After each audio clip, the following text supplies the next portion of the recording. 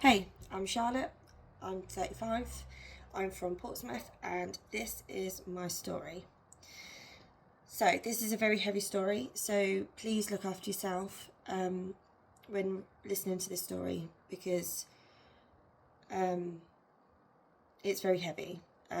Make sure you're safe, make sure you're okay to listen to it, and if it does trigger you, please seek help because it's okay not to be okay. Um, so, my mum and dad had an arranged marriage. And my mum didn't want to marry my dad. He don't know about his background, but my mum's background was she was adopted, and she was taken in by these adoptive parents, and they abused her sexually, physically, mentally, completely abused her. And I believe she did have a lot of mental health, which will make sense in my story.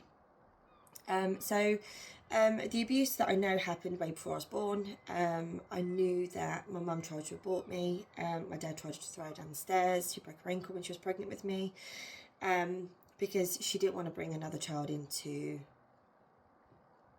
this family, as there was already sexual abuse happening. She was praying for me to be a boy, but obviously I'm a girl. And I'm glad she didn't.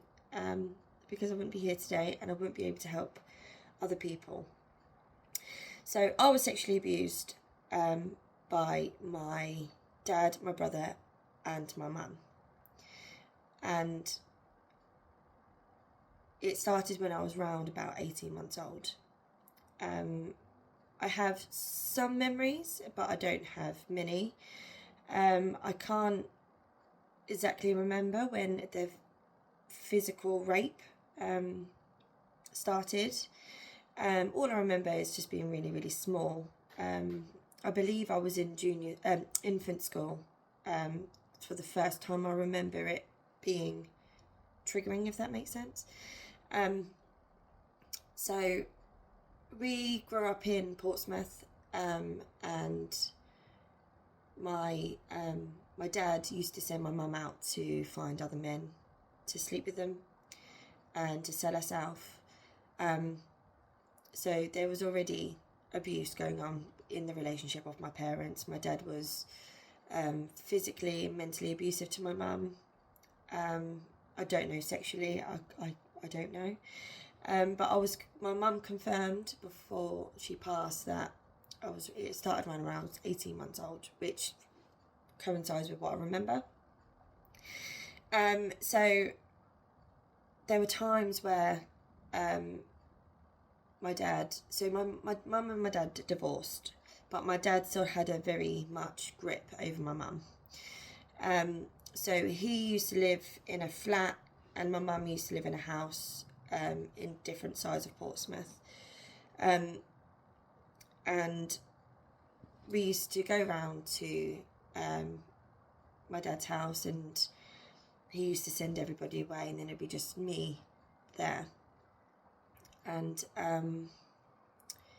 then it would happen. So my dad used to force mum to do stuff to me, even to the extent of having a gun against her head. He used to own a revolver, and he used to threaten her with that, or he used to threaten other things if she didn't do what he asked. I completely forgive my mum. My mum was a very mentally abused, physically abused woman, and she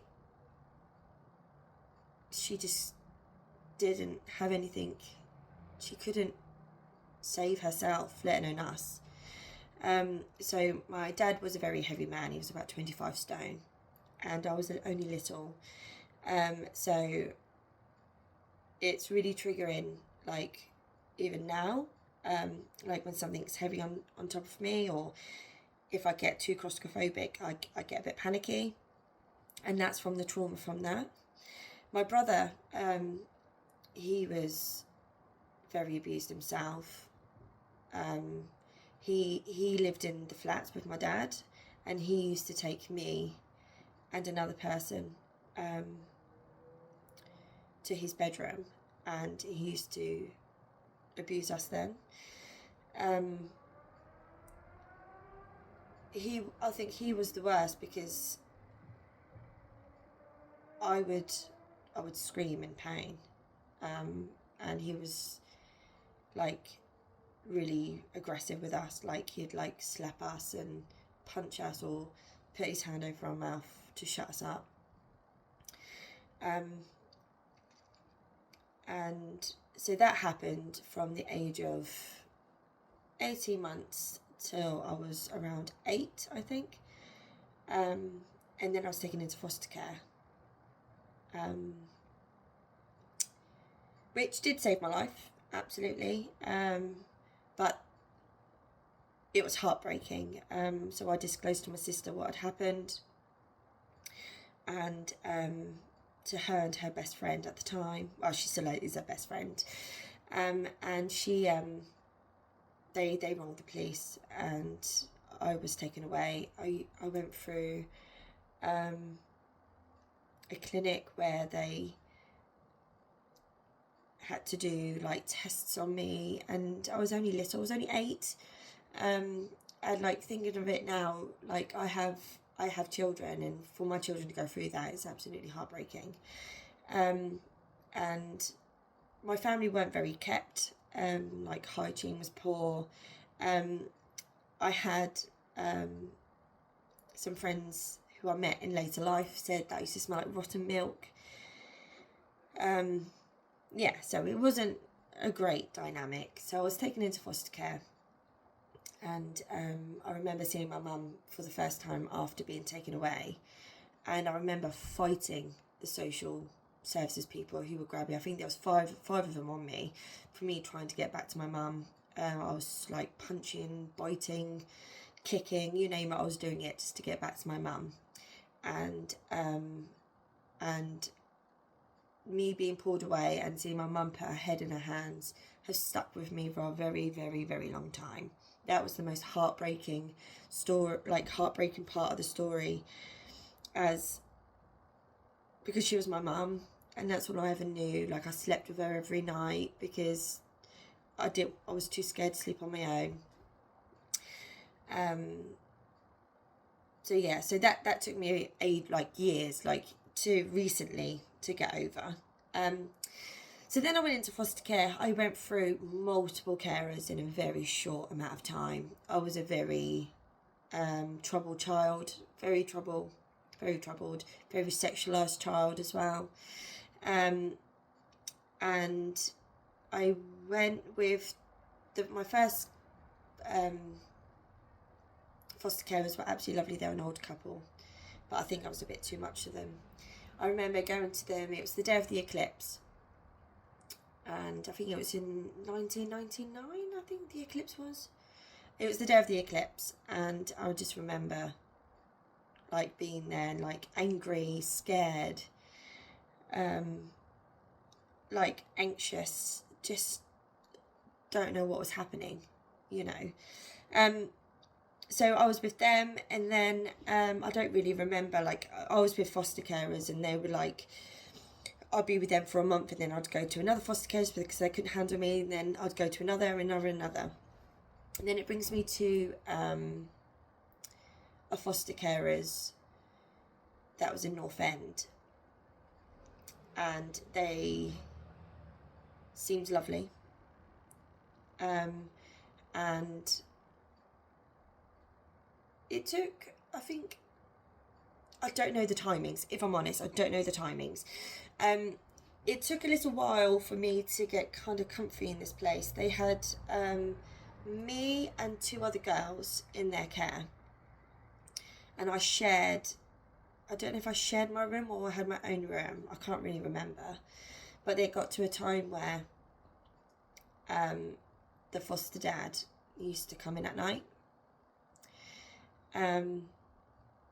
and would push up against me, touch my chest, like groping. He used to do that all the time, and then he got bold, and then he used to start putting his hand up my t-shirt in the living room, I would be on the sofa laying down, and then he'd sit on the floor next to me, and he'd bring his hand up to my chest and start groping. I don't think I was any more than 8 or 9 by this time. So I then went to school and asked them, or told them what was happening, and then I was taken away from them very, very quickly. And then I went to an elderly lady, and by this time I was pretty, excuse my French, fucked up, if I'm honest. I was feeling a lot of resentment to mum and dad. Why did they do this to me? Why, if they loved me, why would they do this to me? They didn't love me, to the extent where I tried to take an overdose.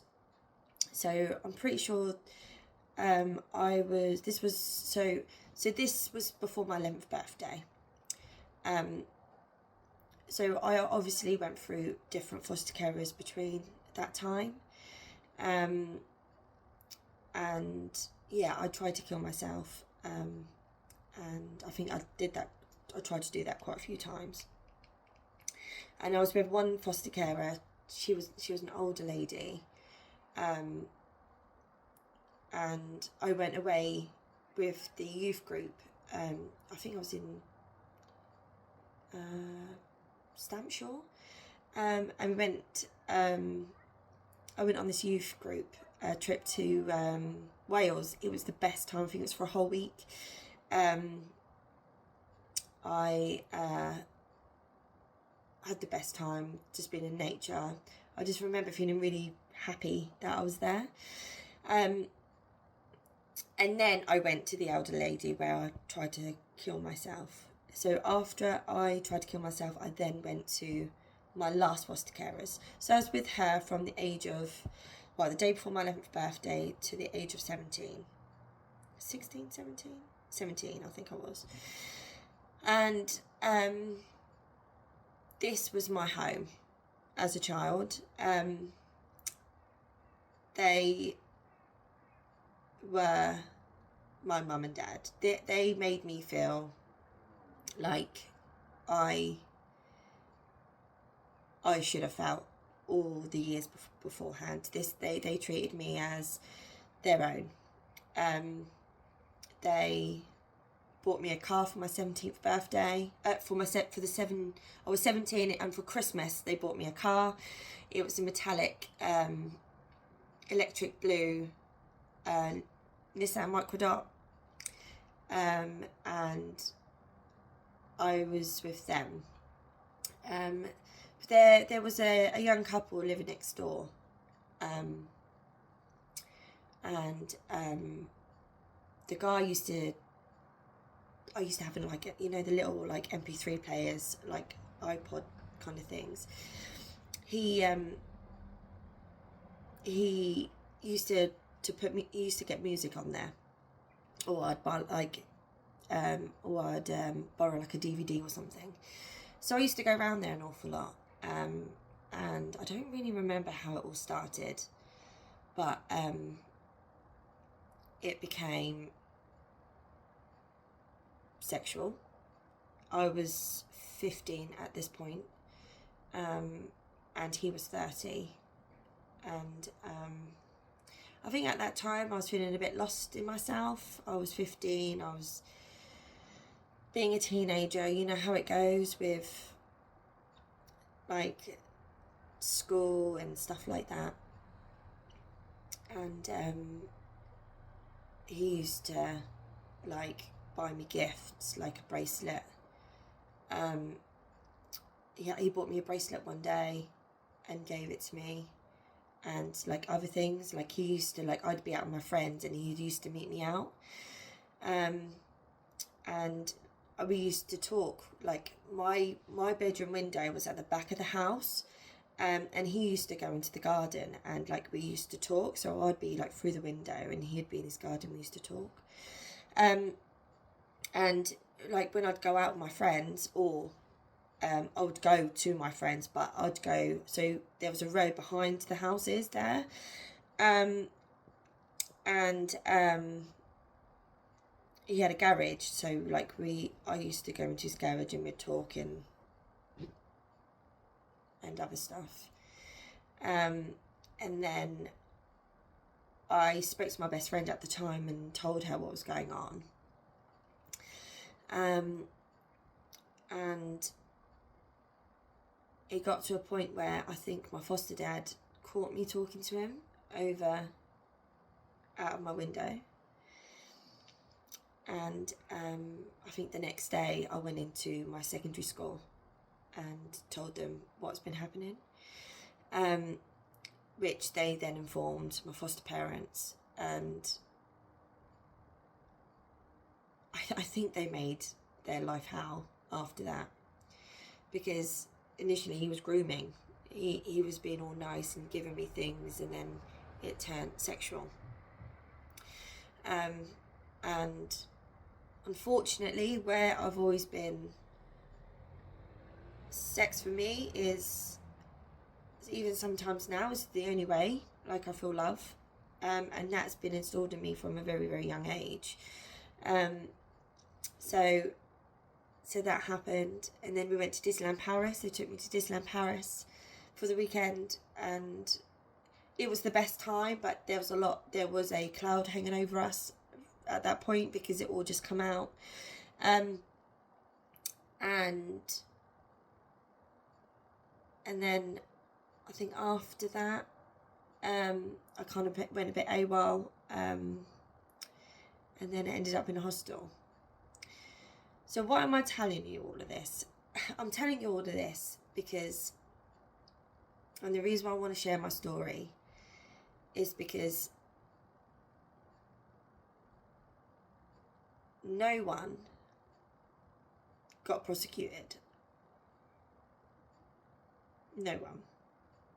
So when my family were abusing me, my dad especially, it was all recorded. There was cameras hidden in the bedrooms. There was cameras everywhere. It was all recorded. My parents, that I understand, so I've just got my care file, so I'm still trying to go through them. I had a break on that for a bit, because of my mental health, and I've had therapy. I'm in a really good state now to go back to that. So they were put on sex offenders register or some sort of register, and I don't know if it was mum and dad. I was told it was mum, dad and my brother, but other families are telling me that my mum wasn't, so I need to find out more on that. So they were put on the register and I was taken away. Why was there no prosecution? The witness who was put on the witness stand was my sister's best friend. And she had no support. There was no support for her. And she works in the legal justice system now. And even she said she can't believe how she was treated. I think she was a minor as well, and she had no support, and she was destroyed in court. But they never went to prison. They never had any punishment for that.